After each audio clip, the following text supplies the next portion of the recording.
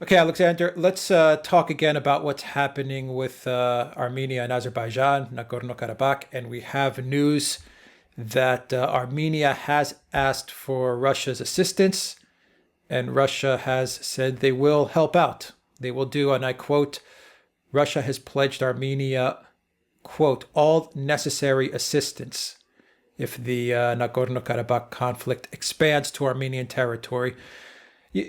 Okay, the ceasefire, the U.S. brokered ceasefire, has been breaking down, day by day.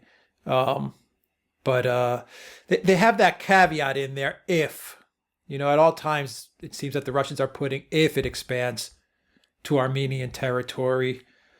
Okay, I understand the qualifier there, and I understand that that's part of the collective defense pact that they have. But I'll repeat it again. The more Putin capitulates to Erdogan, the the weaker Putin looks, not only inside of Russia, but in the eyes of the world. And he is once again, he's losing a lot of political capital here, a lot of PR capital. I mean, it's just not a good look for him. It really is not a good look for him. I've been following Putin for a while now, and I've never seen, for lack of a better word, I've never seen him display such type of, I don't know, I guess weakness. I guess I don't know if that's the right word, but it doesn't suit him. It doesn't suit his persona, and it doesn't suit it doesn't suit Russia either. It doesn't fit, and that's my point there. Anyway, I what's mean, going on? I think the thing to always say about Putin is that he always comes across, contrary to what many people think, he's always slow. I remember exactly the same criticisms were made during the Ukrainian war in 2014. Lots of people were saying, where is Putin? Well, as the Ukrainians were announcing that they were closing in, what is he going to do? There was great uncertainty that he would act, and then suddenly he did act. I think this announcement actually is an important moment because it means that the Armenians have now invoked the Collective Security Treaty. The Russians have said they will act on it. The very same day, there was a meeting in Russia of Russia's Security Council, which is the major policy-making body in Russia that discusses foreign policy and defense policy. It's, if you like, their sort of major cabinet, and it's chaired by Putin. And we know that the situation in the Caucasus and Nagorno-Karabakh was the major topic. Now, what we don't know is what the Russians are going to do. But I'm going to make a guess, which is that what we're actually going to see is we're going to see more Russian military people on the ground in Armenia, and that Armenian troops will start to move out of Armenia to take on the Azerbaijani army along the strip of territory near the border between Armenia and Iran, because that's really where the only real area where there's been any kind of Azerbaijani advance. It's, if you look at the whole region that has been fought over, the Azerbaijani army has not managed to make much progress. In the north, it's along this area, along the border with Iran, that they managed to make some advances. The point is that the Russians have said that they will provide Armenia with the assistance that they need. And I'm sure that they will. And in fact, over the last couple of days, it seems that there has actually been an ebb in the fighting. We haven't heard very much more about, even from Azerbaijan, about more advances being made. So I think this is probably the moment when, the pressure starts to build even further, and we see the fighting start to ebb down. I'm going to add something else, which is that when we did our live the other day, one of our viewers asked us a question about why had Russia agreed to include Turkey in the negotiations, and I was surprised about that because I hadn't seen anything to that effect from any Russian side. I've checked. In fact, the Russians have definitely not agreed to have Turkey participate in any negotiations. But they are apparently now putting pressure on both sides, which basically means the Azerbaijani side, to agree to Russian peacekeepers being deployed in the region. So that's, I think, where this is now heading. All right. So the goal of getting the Armenians and this strip of land by Iran, the goal is to remove the Azerbaijan troops. I mean, is that is to push them back? To push them back, because the point is, the Armenians say this is threatening them, and the Russians have said, yes, it does appear to threaten you, because we're prepared to provide you with all possible means. It doesn't necessarily mean that the Russians will attack the Azerbaijani troops there. I think they will put pressure on the Azerbaijanians to pull back. And if they don't, we will start to see the Armenian army, which has not actually participated so far in any of the fighting, start to become involved. It's important to say all the fighting up to now has been between the army of Azerbaijan and the army of Nagorno-Karabakh. There have been Armenian volunteers fighting in Nagorno-Karabakh, but not actually the Armenian army itself. What is Iran saying to all of this? They back Armenia, and they've also deployed their troops to the border as well. So, though I don't think they will be involved directly in any fighting either, they are backing Armenia, and they're an important player, because Russia doesn't have a border with Armenia. It has to send its supplies and its troops in either by air, which they can do, in other words, fly them in, or through Iran. But it seems that the Iranians are allowing them to do that. And if Erdogan escalates, if Turkey says, okay, because Armenia is entering the theater of battle, say, yes, we're also going to up the ante. Yes, well, this is exactly the point, because I think this is where the real danger is, because Erdogan has actually made those kind of threats. He has actually openly spoken about Turkey intervening directly if there is a threat to Azerbaijan. I think if that happens, that the Russians will actually, I mean, they've made it very clear that they will protect Armenia, and Putin, in comments that he made about a week ago, actually invoked the genocide of the Armenians by Turkey. He actually referenced it. So if Turkish troops become visibly involved on the ground, they are present there. Let's be very clear. There are Turkish military personnel actually involved in the fighting now. But if Turkey openly intervenes, the Russians will become more involved. By the way, the Russians have also escalated their military strikes in Syria against the Turkish-backed rebels in Idlib. And they've been bombing, apparently, convoys which have been taking oil from there into Turkey. So, and they also attacked a training center where, and may have killed as many as 200 Turkish-backed jihadi fighters. So they are escalating in Idlib also. So that, I think, is also intended as a sort of, warning to Erdogan also. Yeah, it's like an asymmetric message. But who controls the airspace now? Who would you say controls the airspace? No one? Is it Azerbaijan? Is who controls the air? And if it is Azerbaijan or Turkey, from what understanding, they do seem to have a drone superiority, I guess you could say. Turkey, along with Israeli drones and Turkish drones, are definitely it seems to be the thorn in Armenia's kind of side. But will Russia do anything to counter that? Will they help Armenia gain the air?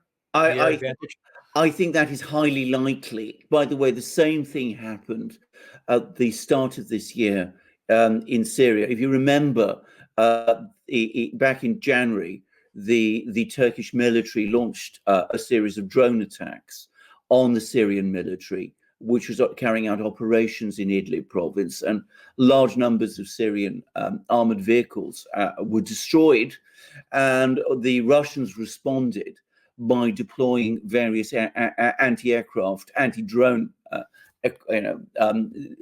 equipment that they possess, particularly a system known as the Pantsir to Syria to counter these drones. And I'm sure they will start to do the same in Armenia also. You are absolutely right. In my opinion, the single advantage that Azerbaijan has in this fighting, well, they have an advantage in artillery. They've got much more artillery than Armenia does.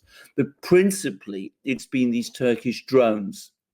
And I think partly the reason for that is that Russia, which is Armenia's major arms supplier, took a very long time to develop its own drone technology. It's now coming forward, and the Russians are starting to field very advanced drones, but that has come much later than it has with the other major military powers.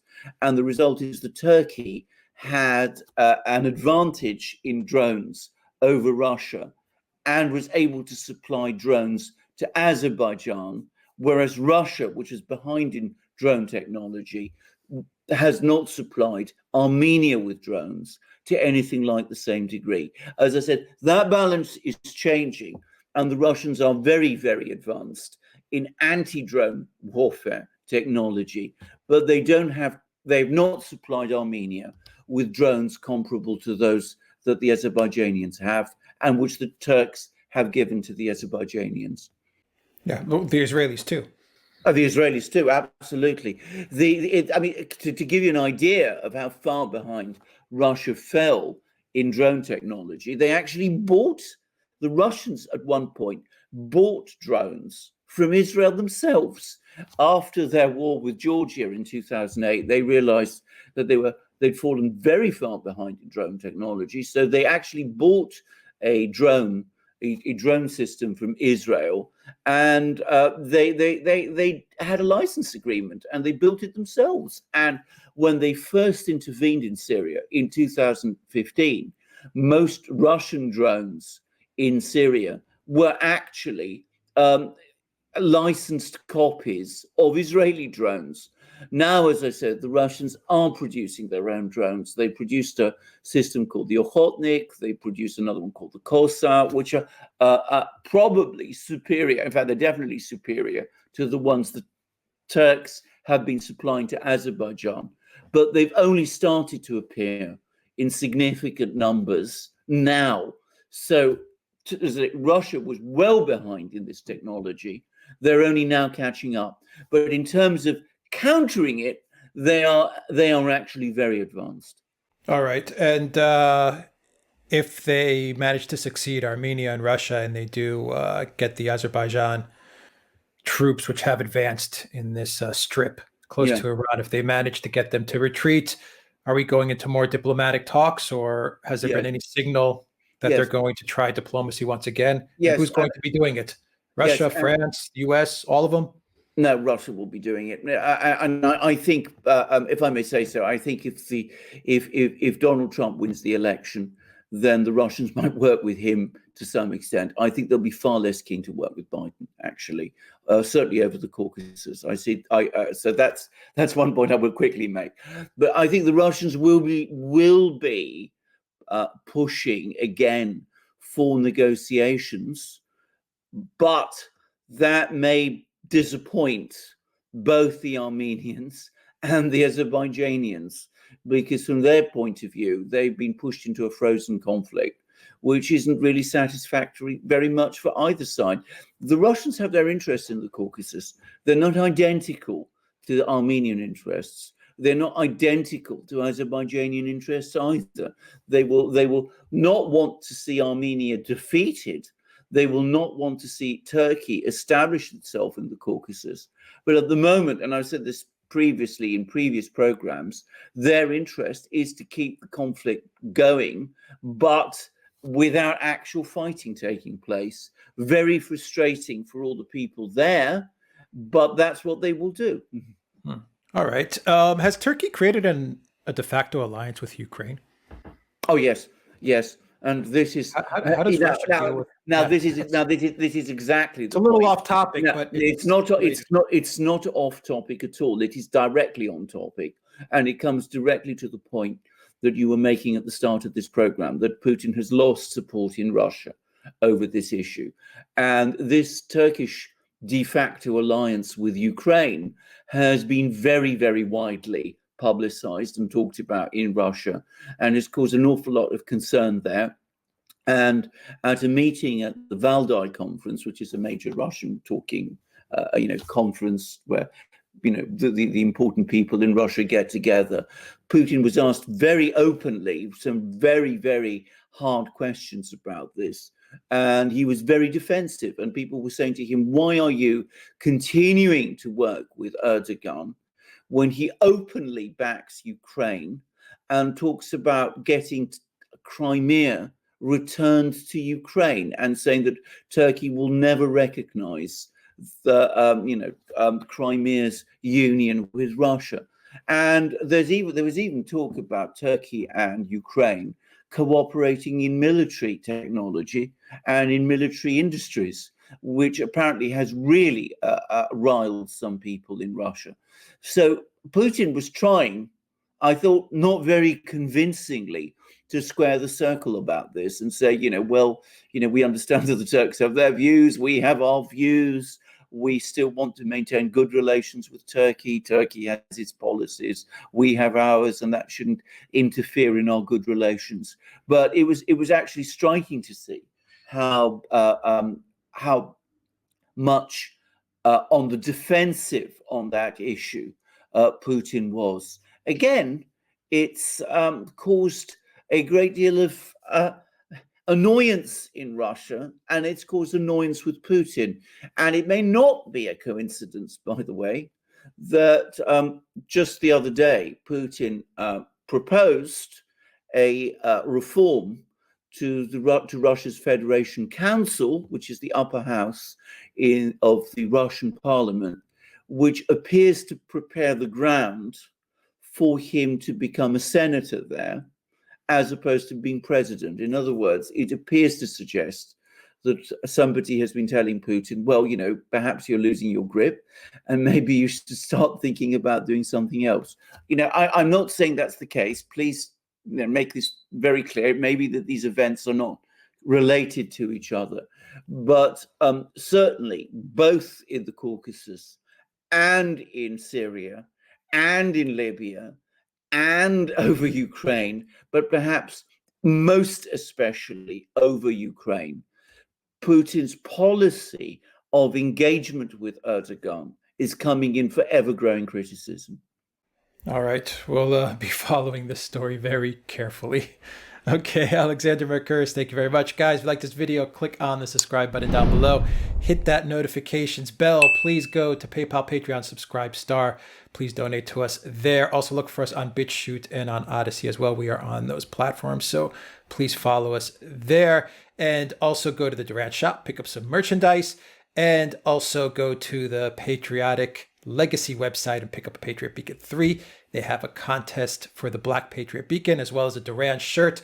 Use the code Duran20 at checkout. You'll get 20% off and you'll get entered into the contest to win a Black Patriot Beacon 3 and a Duran t-shirt. You'll be seeing that exact contest on your screen right now. Alexander. And indeed, and this is the Patriot Beacon 3 made by our friends at the Patriotic Legacy. It is a flashlight, the best in the world, made in the United States, ships internationally. This is my Patriot Beacon 3. The one that is in this contest, I understand, is very like it. It's also black, but of course this is mine. And I'm very, very delighted and glad to have it. It is the best flashlight in the world. It's got this incredible, powerful beam that you can see. You can dim it a little if you need to, because, say you're in a confined space or you've got people around you and you don't want to dazzle them. Or you can actually have it flashing, which is a good way of alerting people to where you are. But it's not just a flashlight. Alex calls it the Swiss Army knife of flashlights because it's got so many other extraordinary qualities. Firstly, it's solar powered, so you don't need to worry about batteries, provided you keep it in the light during the day. It's there for you in the dark whenever you need it. Because it's solar powered, you can also use it. You've got a port there to recharge your other appliances, your smartphone or your tablet or even your laptop. You've got the port there to do it. You've also got a compass in the handle, which you can see. So if you get lost in the woods, I often get lost in the woods. Well, I've got my Patriot Beacon 3, so that can guide me to wherever I need to be. If you've got your dogs with you, or you need to have somebody come to you and you need your dogs, well, you've got an alarm which you can play. I don't want to do it too much because you can see that my dogs have just seen me wielding the Patriot Beacon 3. So that's making them very excited. They think I'm going to go out with them in a moment, which perhaps I am. You've also got use it as a tool. You can use it as a hammer if you want, or if you are, on the road and you see somebody's had an accident and you need to get them out of the car, you can use it to break the windscreen, tap on the corners, and it just comes down very quickly. And you've also got a seatbelt cutter there that you can use to cut somebody out of their seatbelt. But the really fantastic thing about the Patriot Beacon 3, apart from the fact that it's the best flashlight in the world, and apart from the fact that it is the best, it's got all these other things, it's the Swiss Army knife of flashlights, is that it is just beautifully made. It is incredibly strong. It is incredibly rugged. You feel it when you've got it in your hands that this is a real quality product. It gives you that enormous confidence that the best products made in the US always do. It's an outstanding flashlight. It is beautiful and wonderful to see and hold and use. And can I say, it's made by our friends, the Patriotic Legacy in the United States, but it ships all over the world. So you've got to be part of this competition. You've got to get yourself one. And it comes with one of our great T-shirts also, one of our great shirts also.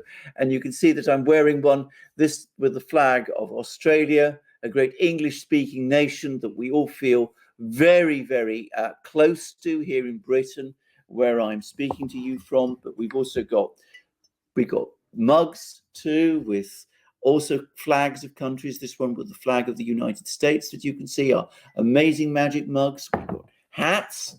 This one with the flag of Britain. There you go. Also, Alex has also got a mug with the flag of the United States, and this one has Britain on it. We've got the best hats. We've got truckers' hats and baseball hats, and also amazing hoodies. And we've also got our ebooks.